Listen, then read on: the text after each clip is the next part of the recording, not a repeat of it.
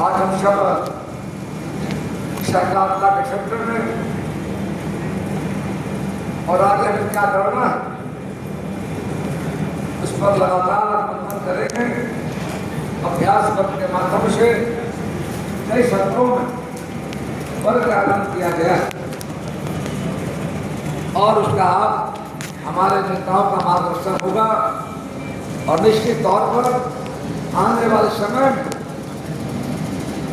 बिहार के लोगों को, बिहार किसान भाइयों को, बिहार के आम आवाम गरीब लोगों को उसका लाभ मिलेगा। और हम सब अंतर्राष्ट्रीय सहकारिता दिवस 2025 मना रहे हैं। यह वर्ष 2025 जो हमारा है, पूरा दुनिया संयुक्त राष्ट्र संघ ने तय किया था कि 2025 का जो वर्ष होगा अंतर्राष्ट्रीय सहकारिता दिवस मनाया जाएगा। आज हमारे देश के माननीय प्रधानमंत्री नरेंद्र भाई मोदी की अगुवाई में और हम सबों के लोकप्रिय नेता भारत सरकार के मंत्री आदरणीय अमित शाह जी कुशल नेतृत्व में सहकारिता के क्षेत्र में क्रांतिकारी परिवर्तन आया जा सकते हैं, बात दिखने लगाया जाए।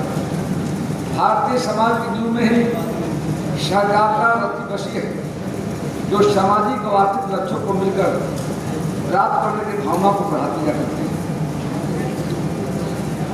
सहकारिता भारत के लिए बहुत प्राचीन व्यवस्था है।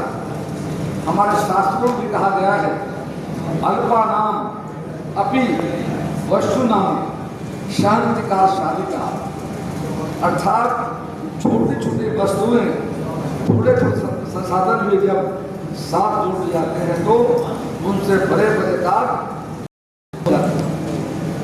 सहकारिता दशकों से भारतीय संस्कृति का प्राण रही है।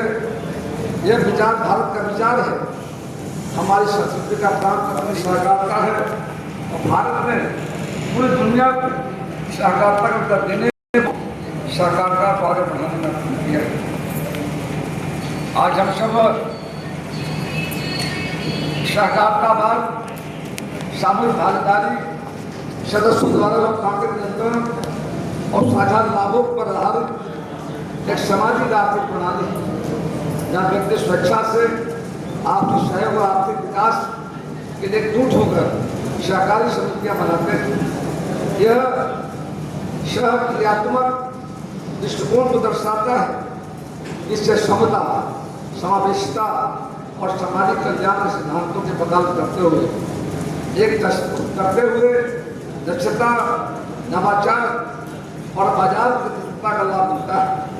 ये षड्यंत्र वर्तमान आर्थिक व्यवस्था के लिए मजबूत विकल्प देता है और एक ऐसा मदद प्रदान करता है जो आर्थिक विकास और सामूहिक कल्याण को प्राथमिकता देता है। भारत में दुनिया के 1/4 से अधिक सहकारी समितियां हैं और लगभग 1/3 भारतीय ग्रामीण जनसंख्या के तौर पर इनसे अपने सामाजिक और आर्थिक जरूरतों में जुड़ी हुई है। भारत में सहकारिता आंदोलन 100 वर्षों से अधिक समय से लोगों की भागीदारी से सामाजिक उत्थान का आधार रहा है। भारत की सहकारी समितियां मूल सहकारी सिद्धांतों पर चलती है और ये समितियां सदस्यों के सामूहिक स्वामित्व में होती है। इनको द्वारा चलाई जाती है जो उनको लाभान्वित करती है।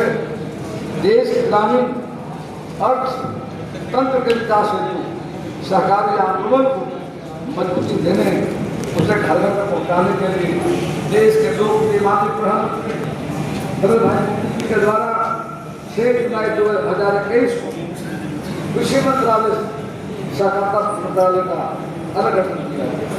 पिछले दशक के दौरान ग्रामीण भारत सड़क, आवासन, दूरसंचार, बिजली इत्यादि बुनियादी औद्योगिक अवसंरचनाओं का विकास साथी रहा है। इसने ग्रामीण आकांक्षाओं को कई गुना बढ़ा दिया है। अब इस आधारभूत बेसिक इंफ्रास्ट्रक्चर तैयार हो चुका है और ग्रामीण व्यवस्था की ओर मजबूत संगठित और बाजार जोड़ने की जरूरत है। ऐसे में सहकारिता आधारित आर्थिक मॉडल भारत का विकास का दूसरा इंजन बनकर 2047 तक विकसित भारत आर्थिक और लक्ष्य को पूरा करने में मदद करेगा। अभी आप सबको पता है देश के माननीय गृहमंत्री जी के द्वारा 2 दिन पहले राष्ट्रीय सहकारिता नीति 2025 का लॉन्च किया गया है। भारत के माननीय प्रधानमंत्री आदरणीय नरेंद्र मोदी जी की सहकार से समृद्धि कल्पना को साकार करना, इसके तहत देश की जनता की आकांक्षाओं और संसाधनों सरकारी खाते से जोड़ा जाएगा, ताकि सरकारी क्षेत्र भारत की सकल घरेलू उत्पाद में हम भूमिका निभा सकें, जिससे समावेशी विकास का एक नया युग शुरू हो। यह नीति मानती है कि सहकारी संस्थाएं आर्थिक विकास का एक प्रभावशाली साधन है। इनमें आपसी सहयोग, समुदाय की भावना, लाभ का समान वितरण, लोकतांत्रिक तरीके से काम करने जैसी विशेषताएं होती है। इसका